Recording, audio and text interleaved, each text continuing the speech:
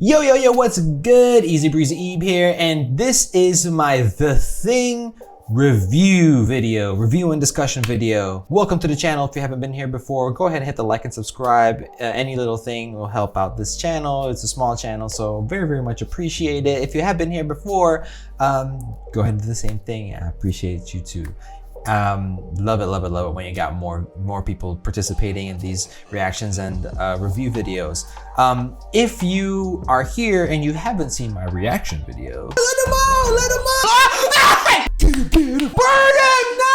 Yeah, that's a little bit of what happened during the reaction. Go ahead and click up here. I think here, yeah.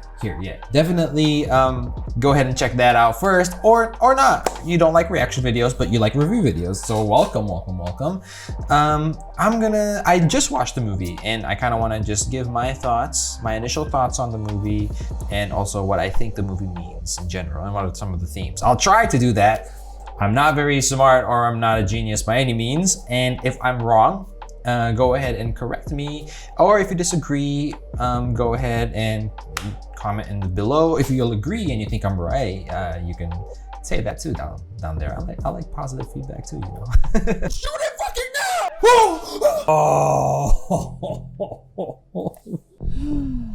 If you haven't seen the reaction video or haven't seen the movie in a while, I want to give a quick summary of basically what happened. So spoiler alert, this is when it happens. Okay, basically there's a group of guys. Some of them are ex-army. McCready is Kurt Russell, he's the pilot, and a bunch of people, scientists. It's like a research-based facility, some sort of thing back in Antarctica, and this is the 80s, 1982. And we start with this wolf. And there's two Norwegian dudes on a helicopter. One of them is piloting. One of them is got sniper rifle, trying to shoot that wolf dog. I don't know, husky dog type thing. And you're like, what the fuck? Why are they trying to shoot that dog? And the dog gets to the American base, and the Americans killed the Norwegians basically. And that dog turns out has some sort of thing inside of it. It's not even a dog at all. It's the thing. And it starts infecting other dogs, and they're like, what the fuck is that thing? And they realize that the thing can shapeshift. It's a shape-shifting type of organism. It's not an organism like you and I, like a multicellular, but one being, one consciousness. It's multicellular, but it's sort of like, I'm losing the words for it, but it's like, it's nebulous. It's like the symbiote suit. Like they're all one sort of thing, but they can transform into multiple things and spread. And as they get more hosts and transform into more things, they just get more and more and more. And that's the type of organism it is. And basically, as it infects each person, to sort of not get killed right away, it transforms into the person it infects, so that the people on that base don't know if that person is a real person or if it's actually already been infected and it's actually the thing. So like the thing is like multiple things, you know, because there are multiple people that are actually infected, but it's actually just one thing. Or you can think of it as multiple things, however you want to think about it. And basically the whole movie, Kurt Russell and the other survivors are Kurt Russell makes it to the end. So like Kurt Russell and the other survivors try to kill that thing. They end up, by the third act, they're like, you know what? Which is what the Blair initially wanted to do actually, but he just did it in a very weird way that he just fucked it all up. But at the end, by the third act, they're like, you know what? We're not gonna survive. We just gotta blow the whole place up and make sure that the thing doesn't just freeze again until someone else finds it. So they had to hunt the thing down, and it's seemingly successful. Kurt Russell blew the base up, and at the end we have Kurt Russell, who is McCready, and then we have Childs, played by David Keith. And you don't really know if Childs is the thing or not. And to be honest, you don't really know if McCready is the thing or not, right? Because when the thing explodes, it seems like there's scenarios here that could happen technically, right? The thing explodes, but that thing could go underground, right? We saw that it could dig because Blair, it dug. And at the end as well, the final battle or whatever, it dug. So like when the explosion happens, it could have dug really fast and survived, and MacReady could have been the one that died in the explosion. Because MacReady, it seemed like it exploded huge, but MacReady didn't really get out in time. It seems that way. Or MacReady got out in time, right? And Childs was infected when Blair got out finally at the end and went to destroy the generator. It could have infected Childs. Because they see Childs run away. He said he's chasing after Blair, but we don't really know. Or both of them are not infected, right? That's the scenario. But the definite scenario is they're both not the thing. Either one of them's the thing, or they're both not the thing, but they just can't trust each other. So they're just like, and they're super tired, so they're like, you know what? Fuck this. Like whatever, this is the end. Either we're both gonna just pretend here that the other one is not the thing and just die of hypothermia, or one of them is the thing, but you're just gonna let the other one freeze, just like you're gonna freeze until someone finds you. So yeah, that's really the whole movie. So definitely as just a straight up horror movie, I mean, look, just go back and look at the reaction to see what I thought. Super scary, jump scares are awesome, definitely earned ones. The way they did it, and just the nasty gruesomeness of the practical effects itself is just a wonder to watch. Loved it. The performances are great. You see why people like Kurt Russell and Keith David, I think his name is, they have long, illustrious careers. Their performance is probably the two best of the movie, It reads as a very, very smart film, just the way the reveals are structured. And the movie is, it's less than 2 hours, which is typical for horror, but it's really compact. So it's very fast paced. And one of the first things I, noticed in the reaction was right at the beginning, it's right there, it starts. Dogs are getting shot, so it starts right away and ends right away. And you just you have to love just the craftsmanship and the editing of just that itself. It's really great. I have a very high praise for this movie. It's very hard for me to hate a movie, but it's also hard to truly recognize a good movie and a great movie. And I think this is one that will stand the test of time, as said by someone watching it 40 years later.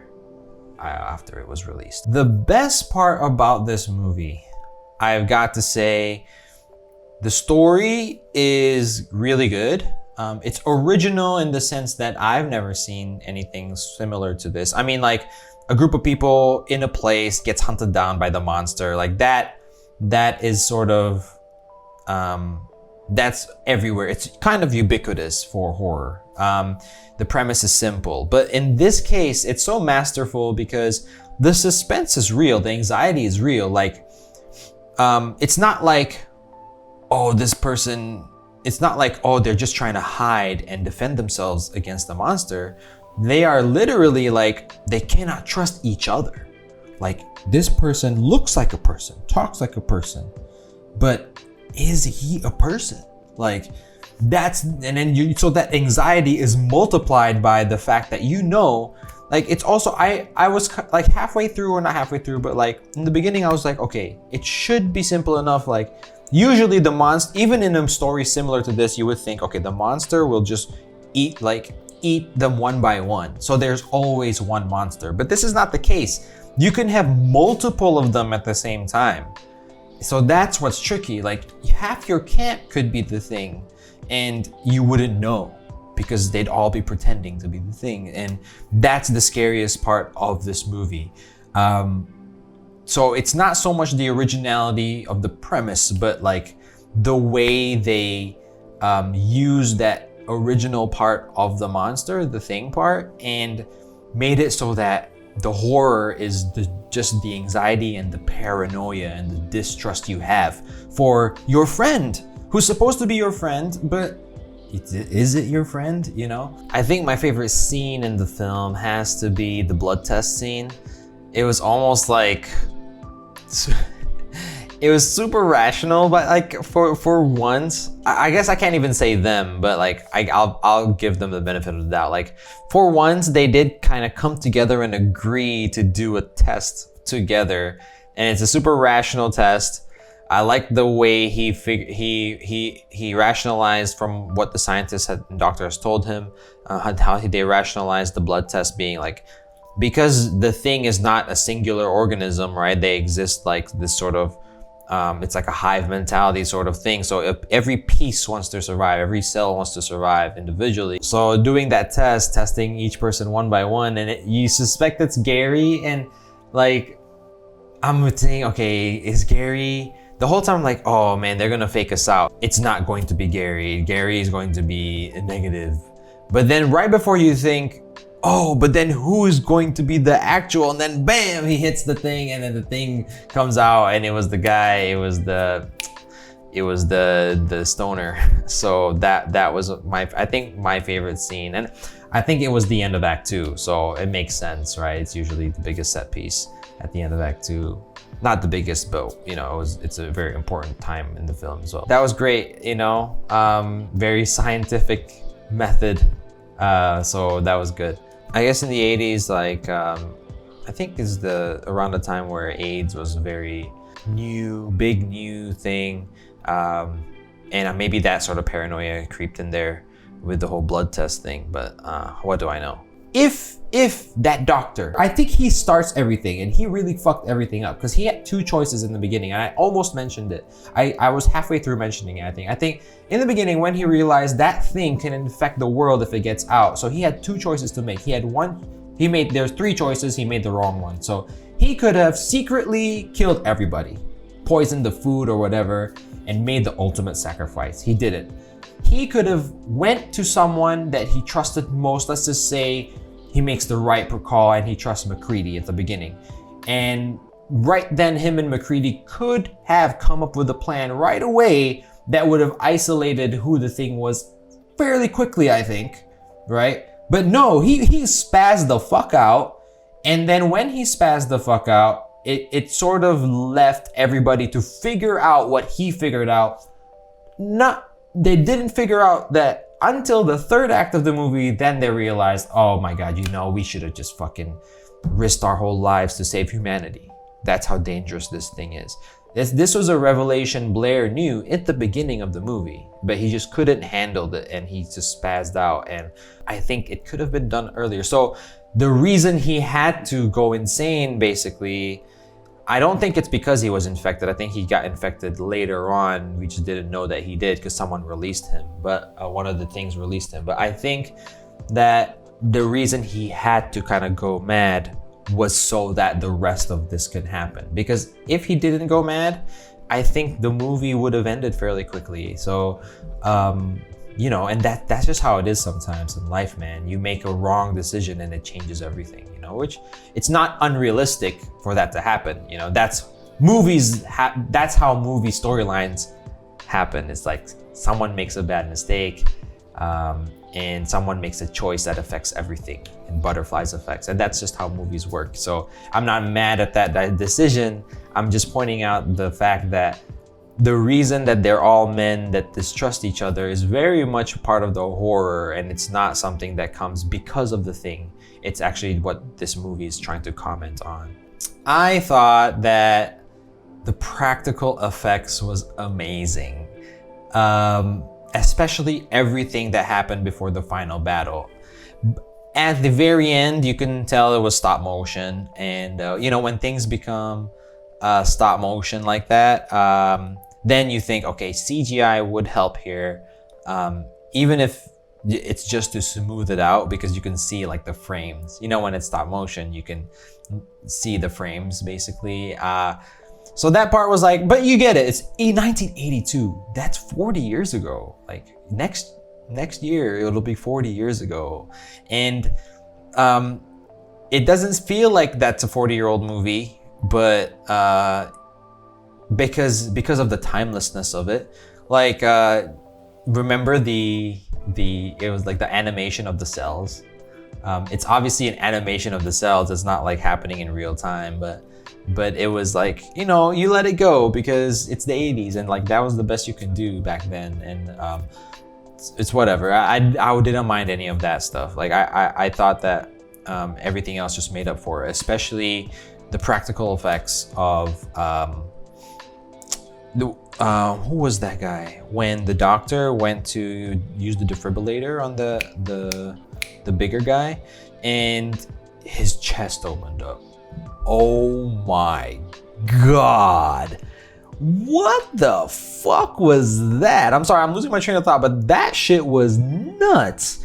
Yeah, practical effects, that shit was nuts. And then when the eyes grew out of the upside down head spider, that shit was nuts. Oh my god. And I know that these days it's not preferred because like we're so disillusioned now that like when you see CGI versus you see practical, you're like, oh, that's CGI, that's practical, you know? So, but sometimes with CGI, like CGI it's good, but like if you fuck up just even like simple things like lighting, like our eyes are so sensitive to like figuring out what's real and what's not. But with practical, our eyes, they see it and they see it's real. It's just not real because of, you know, the way it's shaped or whatever, but the actual raw materials, it's real, it's a physical thing. So it in a way, like it's much better in terms of the engrossment of the film. So I really dig that. I thought it was so good. Like when the head was being pulled out, when the head's like trying to get away from the rest of the body, and that green stuff, you know, like the alien viscera, like that shit was nuts, man. I love the practical effects of this movie, and that if it's not just the great performances of the actors and the way they invoke horror, paranoia, and fear out of the audience, like definitely the practical effects is tied.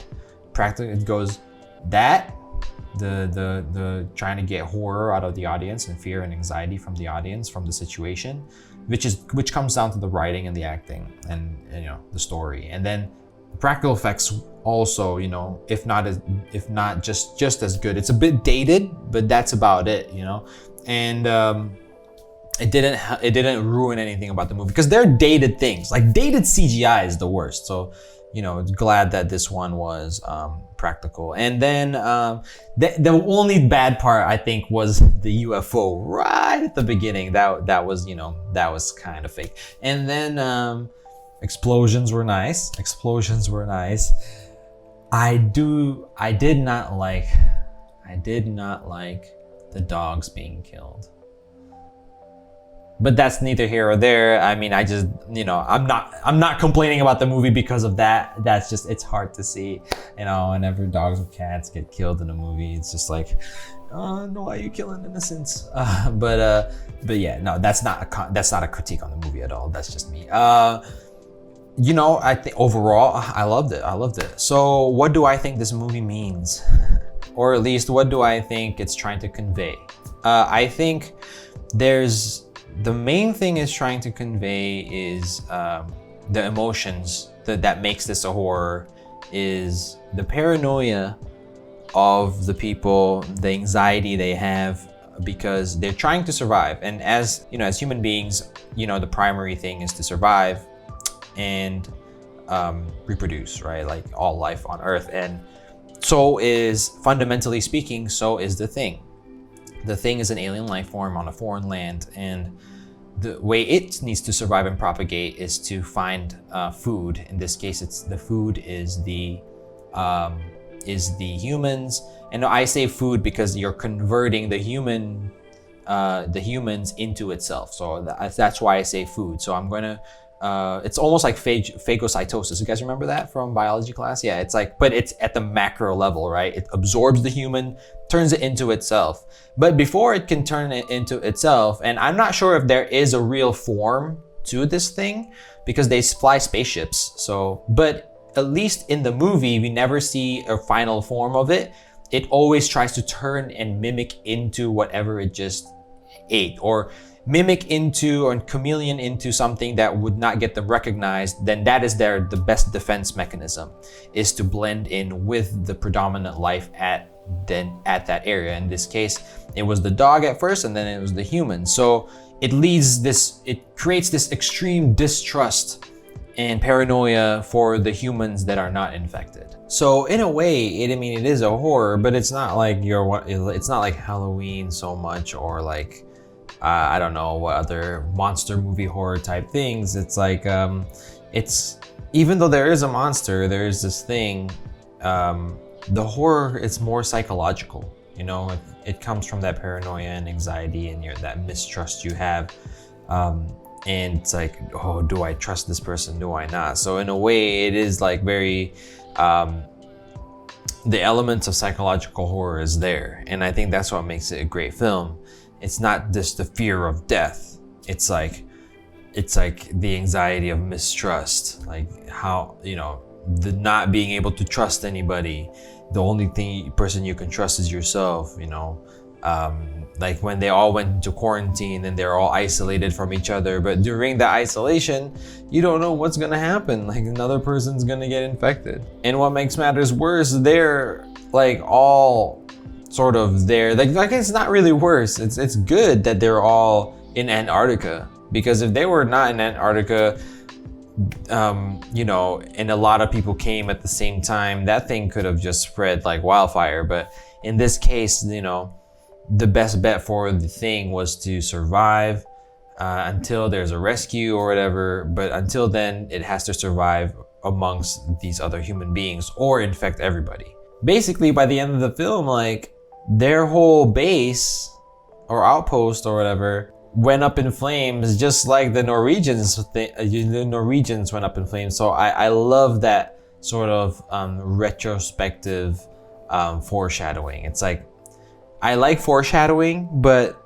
I like even more than foreshadowing is, you know, foreshadowing if you've only seen it a second time, you know, like that burnt out.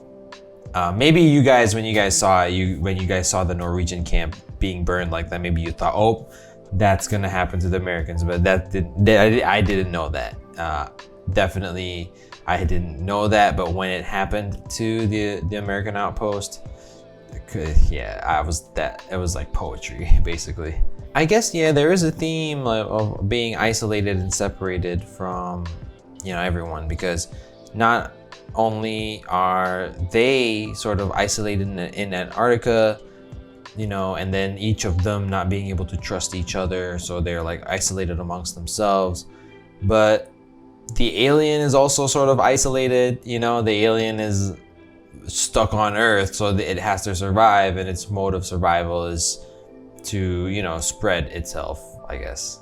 I mean, I don't know if you can call it a theme. It just happens to be that way for the story to work as well. So, but definitely it's an aspect of the film that can't be ignored. I do like the idea that this thing, we don't know its original form.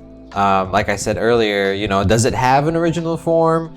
Because like I said, it has a start, like anything, it flies a plane, basically. It flies a spaceship. So like, I wonder how that would work, the mechanics of that would work, if it's just this nebulous sort of creature.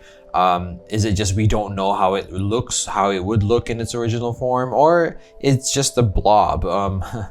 But I like that aspect of this thing, right? Even the title thing is like, there's a threat, you can't really define it, you don't really know what it is, and it sort of desaturates this monster into sort of this nebulous idea, and it makes the horror and the scare come more from the characters that you can't trust, the humans that have been infected, sort of speak. Like that is where the scare comes from, more so than the actual thing, it seems at times. So I like that aspect of the thing. You know, whenever we do see it, it's like a very deformed sort of being, right? A deformed version of a human life, an Earth life form, and it's very macabre, because, you know, like it's just a bunch of guts and stuff being twisted around and, you know, deforming and stuff. But in a way, this sort of undefinable horror that's sort of out of this world it's very, I think the word, it's like very Lovecraftian in a way, where it's not really something you can define, and it's out of this world, and in a sense it's very original in that way. It's not like, it's not a monster. It's an alien, but it's not like, traditionally aliens are just basically another race of intelligent organism, because we don't have an analogous sort of organism that's as smart as us that can rival the human race on Earth itself. So you have to bring in like an alien race to kind of rival human race. But the flaw in the alien movies is like, for the aliens to be able to come to Earth, they just have to be so much more advanced than humans. So that's a problem as well. So then you create science fiction in the future where humans are advanced and the aliens are advanced. But in this case, like, it's not even an analogous threat to human race. It's like, it's this thing. It's an alien, but it's this thing. Like, and I like that undefined character of the threat. And I really do think that's like super original and really nice. This thing has like a bunch of tentacles, and that's how it like infects someone. It's like it puts through the tentacles through this person and stuff. It's like maybe if there was a woman, for example, is one of the things, it could be clear euphemism for like sexual assault and stuff. And I guess it still can. I guess in this way. Yeah. Oh shit. I don't know. Yeah.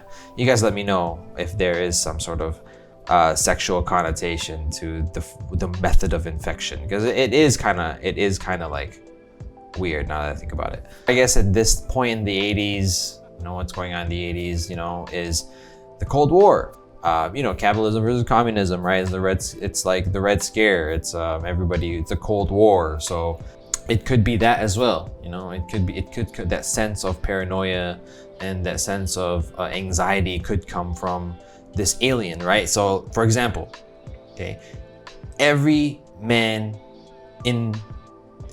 is an individual human being, okay?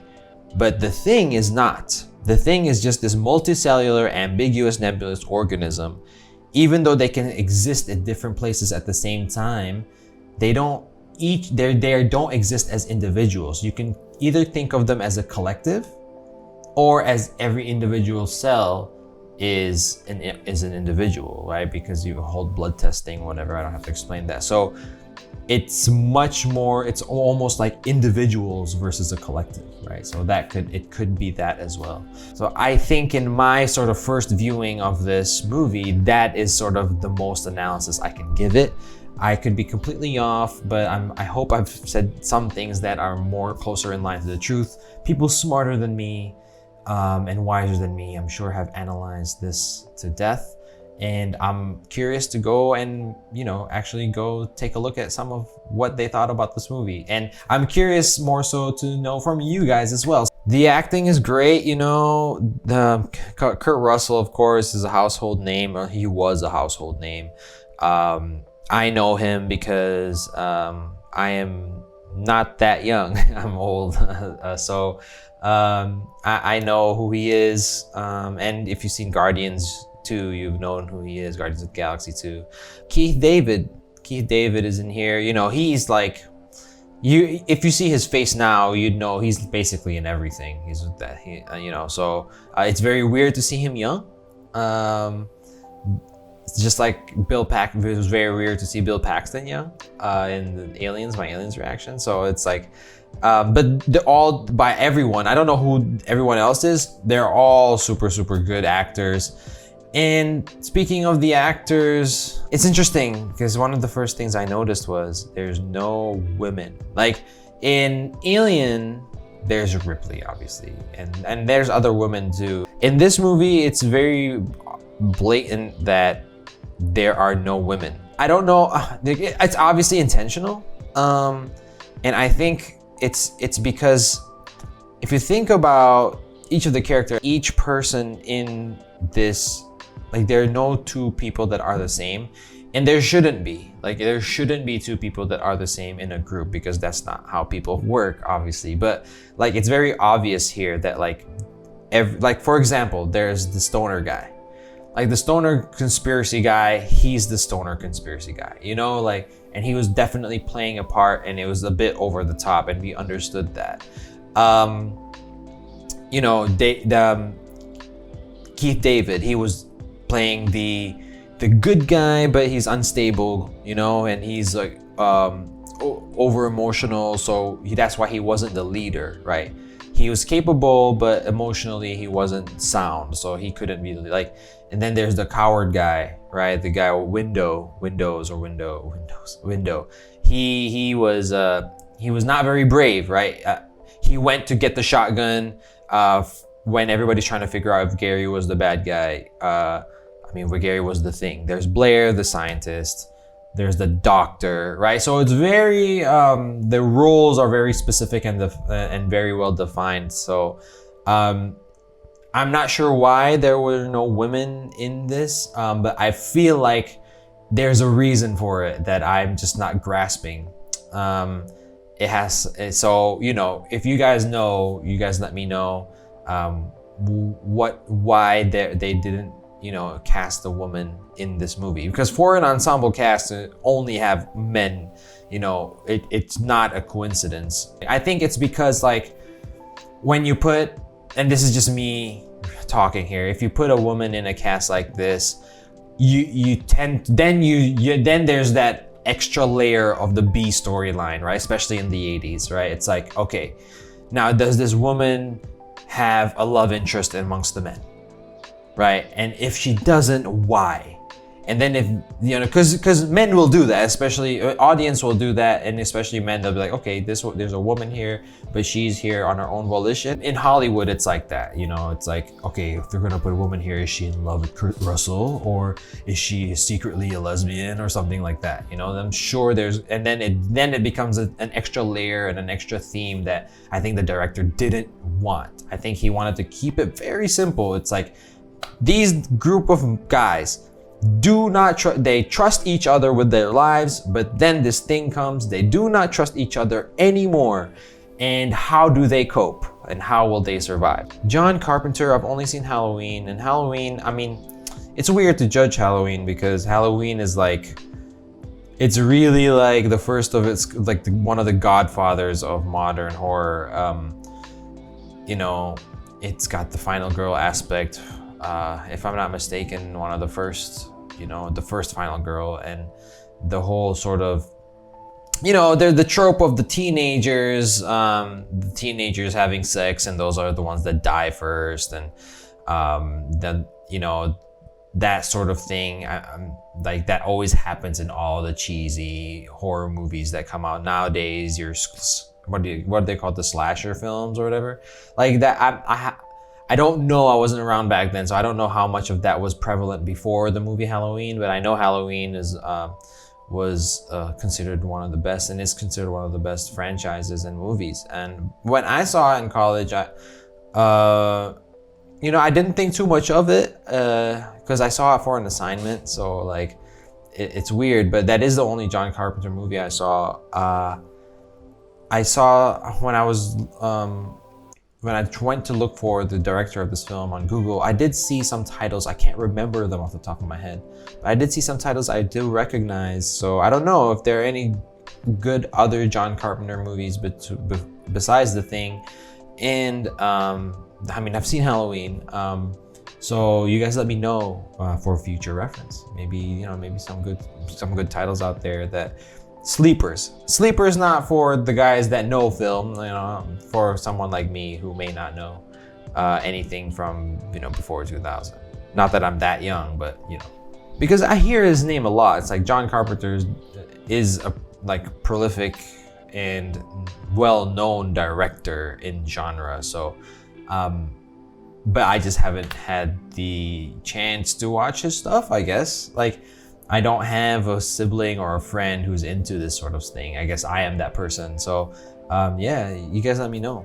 And of course, I know that this movie is a famous movie, but I wonder if it's like, how would it have been recepted back when it came out? Because I know with horror films in general, it's always sort of considered lowbrow historically, like, oh, it's just another scary movie. But I hope that when people went to watch just another scary movie in this case, they got to see a real treat, because I came into this movie knowing it's a good movie, but I think if people came into this movie with low expectations because it's horror, it's a monster movie, like, I think they really would have gotten a real treat watching how good this thing is. And I don't know how it would have been recepted back then, to be honest. I can't imagine it being bad, but that would be interesting if some of you guys did see it in theaters, or were old enough back then to remember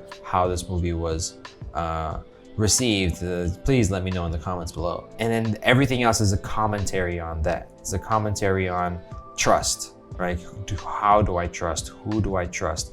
And how scary that would be in a world where there's no trust. It's a scary world. And it shows how, and you could interpret this movie as nobody survives because there is no trust. What do you guys think about what this movie means? What did you think when you first saw the movie? When did you first see the movie in theaters, or are you like me, watching it at home, and all of that, watching it, in the future from 1982? And do you like the movie? Do you not like the movie? And why do you like the movie? If you're still here, thanks for making it this far. Go ahead and hit the like and subscribe button. It'll help the channel along, as I said earlier. And yeah, I hope to see you in the next video, whenever that is. But then again, remember, until then, Eazy does it.